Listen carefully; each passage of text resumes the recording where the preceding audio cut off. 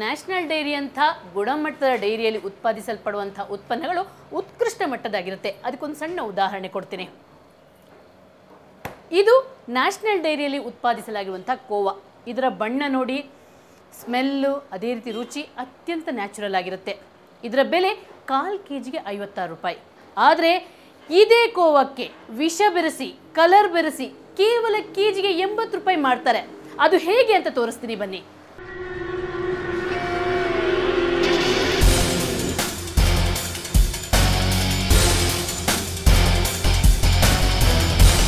ಧರ್ಮಪುರಿಯಲ್ಲಿ ಯಾವ ರೀತಿ ಕೋವಾ ಪನ್ನೀರ್ ತಯಾರಿಸ್ತಾರೆ ಅನ್ನೋದನ್ನ ನೋಡಿದ ನಾವು ಸೀದಾ ಕಾವೇರಿ ಪಟ್ಟಣಂಗೆ ಹೋದೆವು. ಅಲ್ಲಿಯ ಪರಿಸ್ಥಿತಿಯೂ ಏನೂ ಭಿನ್ನವಾಗಿರಲಿಲ್ಲ. ಊರಿನ ಅದ್ಯಾವುದೋ ಮೂಲೆಯಲ್ಲಿ ಕಳ್ಳಭಟ್ಟಿ ತಯಾರಿಸುವವರ ರೀತಿ ಕದ್ದು ಮುಚ್ಚಿ ಬೆಣ್ಣೆ, ತುಪ್ಪ ತಯಾರಿಸ್ತಿದ್ರು. ದನದ ಕೊಬ್ಬು, ಆಲೂಗಡ್ಡೆ, ಕೀಳು ಮಟ್ಟದ ವನಸ್ಪತಿ ಸೇರಿಸಿ ಬೆಣ್ಣೆ, ತುಪ್ಪ ತಯಾರಿಸುತ್ತಿದ್ರು. ಹೀಗೆ ತಯಾರಿಸಿದ ಉತ್ಪನ್ನಗಳನ್ನು ಕಾವೇರಿ ಪಟ್ಟಣಂ ಬಸ್ ಸ್ಟ್ಯಾಂಡ್ನಲ್ಲಿ ರಾಜಾರೋಷವಾಗಿ ಪೇರಿಸಿಟ್ಟಿದ್ರು. ಇದೇ ವಿಷಯುಕ್ತ ಹಾಲಿನ ಉತ್ಪನ್ನಗಳು ಬಸ್, ಕ್ಯಾಂಟರ್ಗಳ ಮೂಲಕ ಬೆಂಗಳೂರಿಗೆ ಬಂದು ತಲುಪುತ್ತವೆ. ಇಲ್ಲಿ ಈ ಆಹಾರ ಪದಾರ್ಥಗಳನ್ನು ಶಿವಾಜಿನಗರ, ಹರಿಶ್ಚಂದ್ರ ಘಾಟ್, ಕಲಾಸಿಪಾಳ್ಯ, ವಿಲ್ಸನ್ ಗಾರ್ಡನ್ ಮುಂತಾದ ಕಡೆ ಸಪ್ಲೈ ಮಾಡಲಾಗುತ್ತೆ. ದುರಂತದ ಸಂಗತಿ ಅಂದ್ರೆ ಈ ರೀತಿ ವಿಷಯುಕ್ತ ಆಹಾರ ಪದಾರ್ಥಗಳು ಗಡಿ ದಾಟಿ ಕದ್ದು ಮುಚ್ಚಿ ಬರೋದು ಪೊಲೀಸರಿಗೆ ಗೊತ್ತೇ ಇರುತ್ತೆ. ಅವರಿಗೆ ಕಾಲಕಾಲಕ್ಕೆ ಲಂಚ ಕೊಟ್ಟು ಕೈ ಬಿಸಿ ಮಾಡ್ತಿದ್ರೆ ಎಲ್ಲ ದಂಧೆಯೂ ಸುಸೂತ್ರವಾಗಿ ನಡೆಯುತ್ತೆ ಅಂತಾರೆ ಇವರು. பரவாயில்ல எதை எடுத்துக்கினாலே ஒரு சின்ன பொருளுக்கு கூட 50,000 1 லட்ச ரூபாய் ஃபைன். இங்கே பெங்களூர். ஆமாவா? ஆமாம், ரொம்ப மோசம். தமிழ்நாடே பரவாயில்ல.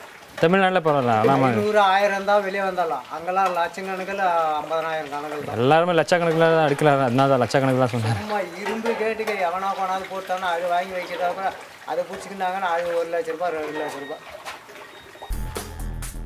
ಆ ಬಳಿಕ ಇದೇ ವಿಷಯುಕ್ತ ಕೋವಾ, ಪನ್ನೀರ್, ಬೆಣ್ಣೆ, ತುಪ್ಪ ಬೆಂಗಳೂರಿನ ಹೆಚ್ಚಿನ ಹೋಟೆಲ್, ಸಿಹಿ ತಿಂಡಿ ಅಂಗಡಿಗಳಿಗೆ ಮಾರಾಟ ಆಗ್ತವೆ. ತಾವು ಬಳಸುತ್ತಿರುವುದು ವಿಷಯುಕ್ತ ಆಹಾರ ಪದಾರ್ಥಗಳು ಅನ್ನೋದು ಆಹಾರ ಉದ್ಯಮಿಗಳಿಗೂ ಗೊತ್ತಿರುತ್ತೆ. ಆದ್ರೂ ದುಡ್ಡಿನಾಸೆಗೆ ಇಂಥ ಪಾಪದ ಕೆಲಸ ಮಾಡ್ತಾರೆ. ಇನ್ನೊಂದು ಆತಂಕದ ವಿಚಾರ ಅಂದ್ರೆ ಕೋವಾ ಮುಂತಾದ ಉತ್ಪನ್ನಗಳನ್ನು ಯಾವುದೇ ರೆಫ್ರಿಜರೇಟರ್ ಇಲ್ಲದೆ ತಿಂಗಳಾನುಗಟ್ಲೆ ಸ್ಲಂಗಳಲ್ಲಿರುವ ಗೋಡೌನ್ಗಳಲ್ಲಿ ಸಂಗ್ರಹಿಸಿಡ್ತಾರೆ. ಅವು ಅಲ್ಲಿ ಕೊಳೆತು ನಾರುತ್ತಿರುತ್ತವೆ, ಹುಳಗಳು ಹುಟ್ಟಿಕೊಳ್ತಿರ್ತವೆ. ಆದರೂ ಅದಕ್ಕೆ ಬಣ್ಣ, ಸಕ್ಕರೆ ಹಾಕಿ ಮತ್ತೆ ಮಾರ್ತಾರೆ. ಗ್ರಾಹಕರಿಗೆ ಭಯಾನಕ ರೋಗಗಳನ್ನು ಹಂಚ್ತಾರೆ. ರೆಫ್ರಿಜರೇಟ್ರಲ್ಲಿ ಇಟ್ಕೊಂಡಾಗ ನಾವು ಸರಿಸಾಧಾರಣವಾಗಿ ಸುಮಾರು 10-12 ದಿವಸ ಏನೂ ತೊಂದರೆ ಇಲ್ಲದೆ ಇಟ್ಕೋಬೋದು. ಇದೇ ಬೆಣ್ಣೆಗೆ ಒಂದಷ್ಟು ಉಪ್ಪನ್ನು ನಾವು ಸೇರಿಸಿದ್ದಾದರೆ ಅಥವಾ ಒಂದಷ್ಟು ಸಕ್ಕರೆಯನ್ನು ಸೇರಿಸಿದ್ದಾದರೆ ಇನ್ನೊಂದಷ್ಟು ಜಾಸ್ತಿ ದಿವಸ ಇಟ್ಕೋಬೋದು. ಇಲ್ಲಿ ಅಂಥದ್ದೆಲ್ಲ ಏನೂ ಮಾಡದೆ ಅದನ್ನು ಹಾಕಿದಾಗ ಪ್ರಿಸರ್ವೇಟಿವ್ ಹಾಕ್ತಾರೆ. ಅದಕ್ಕೆ ಈ ಪ್ರಿಸರ್ವೇಟಿವ್ ನಾವಾಗಲೇ ಹೇಳಿದಾಗೆ ಅನೇಕ ಕೆಟ್ಟ ಅಂಶಗಳನ್ನ ಈ ಪ್ರಿಸರ್ವೇಟಿವ್ ಹೊಂದ್ಕೊಂಡಿದೆ. ಪ್ರಿಸರ್ವೇಟಿವ್ ಹಾಕಲಿಲ್ವಾ, ಅದನ್ನು ಹೇಗಂದರೆ ಹಾಗೆ ಅದನ್ನು ಇವರು ಫರ್ಮೆಂಟ್ ಮಾಡಿದಾರ ಅಂತಂದರೆ ಬೇಡದೇ ಇರೋಂತಹ ಬ್ಯಾಕ್ಟೀರಿಯಾಗಳು, ಮೈಕ್ರೋಬಿಯಲ್ ಫ್ಯಾಕ್ಟರ್ಸ್ ಸೇರ್ಕೊಳ್ಳುತ್ತೆ ಅದರೊಳಗೆ. ಯಾವಾಗ ಬೇಡದೇ ಇರೋಂತಹ ಮೈಕ್ರೋಬಿಯೋಮ್ಗಳು ಸೇರ್ಕೊಳ್ಳುತ್ತೋ ಈ ಮೈಕ್ರೋಬಿಯೋಮ್ಗಳು ಸೇರ್ಕೊಳ್ಳೋದನ್ನ ಫುಡ್ ಪಾಯ್ಸನ್ ಆಗುತ್ತೆ. ಸೊ ಇಲ್ಲಿ ಫುಡ್ ಪಾಯ್ಸನ್ ಆಗೋ ಚಾನ್ಸಸ್ ಕೂಡ ಜಾಸ್ತಿ ಇರುತ್ತೆ. ಇನ್ನೊಂದು ಅಪಾಯಕಾರಿ ವಿಚಾರ ಅಂದ್ರೆ ಈ ರೀತಿ ತಿಂಗಳಾನುಗಟ್ಲೆ ಹಾಲಿನ ಉತ್ಪನ್ನಗಳನ್ನು ಸಂಗ್ರಹಿಸಿಟ್ರೆ ಕೋಲಿಫಾರಂ ಅನ್ನೋ ಬ್ಯಾಕ್ಟೀರಿಯಾ ಹುಟ್ಟುತ್ತೆ. ಇದು ಮನುಷ್ಯನ ಆರೋಗ್ಯದ ಮೇಲೆ ಗಂಭೀರ ಪರಿಣಾಮ ಬೀರುತ್ತೆ. ಸಾಮಾನ್ಯವಾಗಿ ಕೋವಾ ಆಗಲಿ ಯಾವುದೇ ಪದಾರ್ಥಗಳಾಗಲಿ ನೀವು ಹೇಳ್ತಾ ಇರುವ ಒಂದು ಬ್ಯಾಕ್ಟೀರಿಯಾ ಕೋಲಿಫಾರಂ ಅನ್ನೋದು ಸಾಮಾನ್ಯವಾಗಿ ಯಾವುದೇ ರೀತಿಯಾದ ಫೀಕಲ್ ಕಂಟ್ಯಾಮಿನೇಷನ್ ಅನ್ನೋದಿದ್ದರೆ, ಅಂದರೆ ಯಾವ ರೀತಿಯಾದ ಹೊರಗಡೆಯಿಂದ ಈ ಸುಯೇಜ್ ಆಗಲಿ ಅಥವಾ ಸಗಣಿಯಿಂದ ಮಿಶ್ರಿತವಾಗಲಿ ಈ ರೀತಿ ಇದ್ದಾಗ ಮಾತ್ರ ಬರುತ್ತೆ. ಆ ರೀತಿ ಬರೋ ಒಂದು ಈ ಕಲ್ಮಶ ಸಾಮಾನ್ಯವಾಗಿ ಕೋವವನ್ನು ಭಾಳಷ್ಟು ಡೆಸಿಕೇಟ್ ಮಾಡೋದ್ರಿಂದ, ಅಂದರೆ ಕಾಯಿಸಿ ಮಾಡೋದ್ರಿಂದ ಅದರಲ್ಲಿ ಸಾಕಷ್ಟು ಬ್ಯಾಕ್ಟೀರಿಯಾಗಳು ಅದರಲ್ಲಿ ನಾಶವಾಗುತ್ತೆ.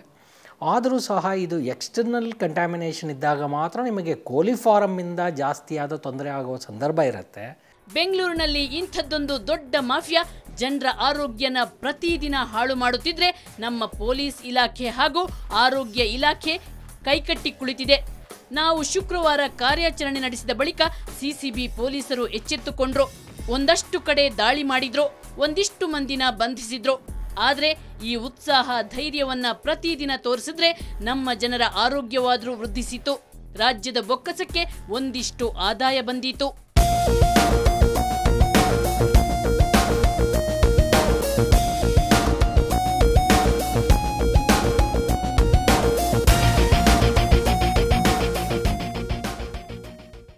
ನಮ್ಮ ರಾಜ್ಯ ಸರ್ಕಾರದ ನಿಷ್ಕ್ರಿಯತೆ ಹಾಗೂ ಪೊಲೀಸರ ಅಸಹಾಯಕತೆಗೆ ಏನನ್ಬೇಕೋ ಗೊತ್ತಾಗ್ತಿಲ್ಲ.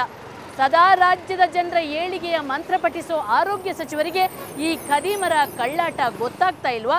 ಅಥವಾ ಗೊತ್ತಿದ್ರು ಅವರು ಸುಮ್ಮನೆ ಕೈಕಟ್ಟಿಕೊಳ್ತಿದ್ದಾರಾ? ಸರ್ಕಾರ, ಸಚಿವರು, ಪೊಲೀಸರು ಏನೇ ಮಾಡಲಿ, ಆದರೆ ಸ್ನೇಹಿತರೆ, ನಿಮ್ಮ ಆರೋಗ್ಯದ ಬಗ್ಗೆ ನೀವು ಎಚ್ಚರ ವಹಿಸಿ. ಬೆಲೆ, ರುಚಿ, ಗುಣಕ್ಕೆ ಮಾರು ಹೋಗದೆ ಉತ್ತಮ ಗುಣಮಟ್ಟದ ಹಾಲಿನ ಉತ್ಪನ್ನವನ್ನೇ ಖರೀದಿಸಿ. ಆ ಮೂಲಕ ನಿಮ್ಮ ಆರೋಗ್ಯ ಕಾಪಾಡಿ. ಇದು ಇವತ್ತಿನ ಕವರ್ ಸ್ಟೋರಿ. ಮುಂದೊಂದು ಸ್ಫೋಟಕ ಸುದ್ದಿಯೊಂದಿಗೆ ಮತ್ತೆ ಶುಕ್ರವಾರ ಬರ್ತೀನಿ. ಅಲ್ಲಿವರೆಗೆ ನಿಮ್ಗೇನಾದರೂ ಸಮಸ್ಯೆ, ಸಂಕಷ್ಟ ಇದ್ರೆ ನಮ್ಮ ವಿಳಾಸಕ್ಕೆ ಬರೆಯಿರಿ. ಕವರ್ ಸ್ಟೋರಿ ವಿಭಾಗ ಸುವರ್ಣ ನ್ಯೂಸ್ 24/7, ನಂಬರ್ 36 ಕ್ರೆಸೆಂಟ್ ರಸ್ತೆ, ಶಿವಾನಂದ ಸರ್ಕಲ್ ಹತ್ತಿರ, ಬೆಂಗಳೂರು 1. ನಮ್ಮ ಇಮೇಲ್ ವಿಳಾಸ coverstory@suvarnanews.in. ನೇರ, ದಿಟ್ಟ, ನಿರಂತರ ಸುದ್ದಿಗಾಗಿ ನೋಡ್ತಾ ಇರಿ ಸುವರ್ಣ ನ್ಯೂಸ್ 24/7.